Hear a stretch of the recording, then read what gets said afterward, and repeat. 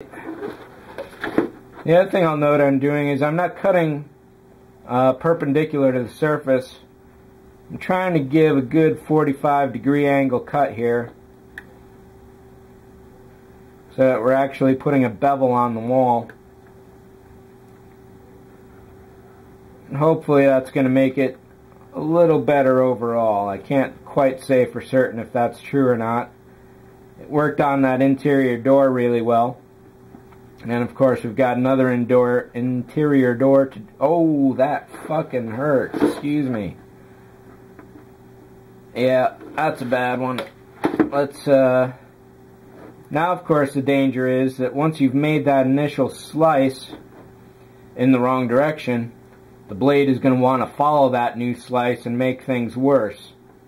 So what I'm going to try and do is really make a severely deep groove here to help protect that. And it feels like I just cut through the plastic. Ah, there's another one.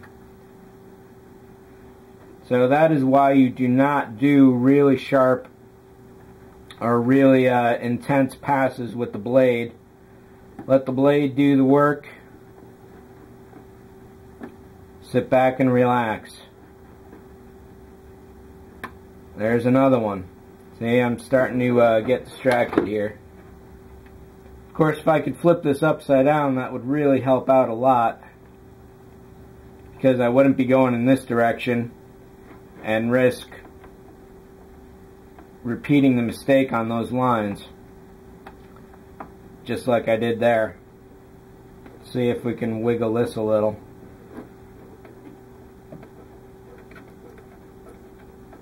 Nope. Let's give it a few more passes.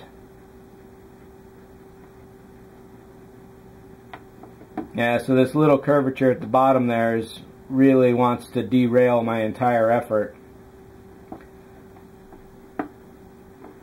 And because of its proximity to the corner, I can't quite cut around it.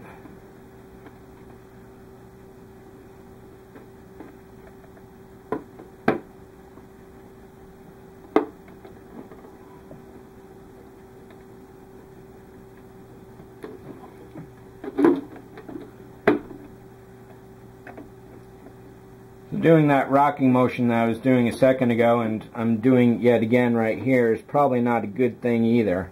What's happening is that's warping the plastic from side to side.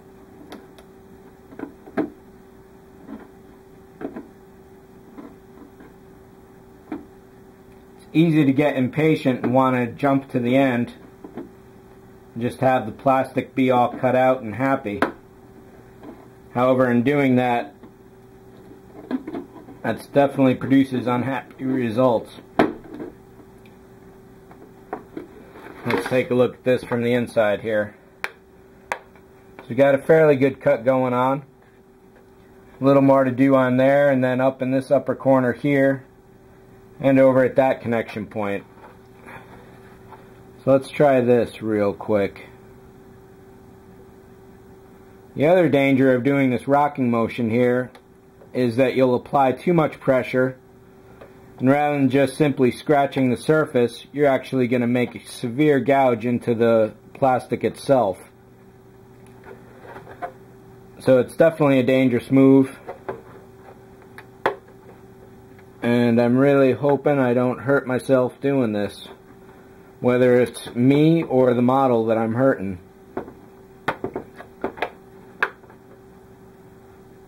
There we go.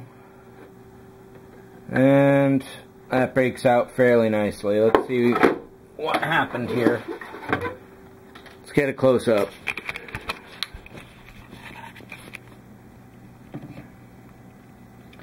So a little rough down there. Not too bad up here, but definitely I got some of the door along the top. That side of the wall is pretty good, and then a little rough on the bottom. So let's take a look at the door itself. Pretty much confirms that. Definitely rough on this side and the bottom. This side is a fairly nice clean cut, as well as on the top. That's not too bad. But that gouge right there, and that one down there, plus the curvature overall, that definitely hurt. This can be fixed, so do not fear. And of course, let's take a quick look at this.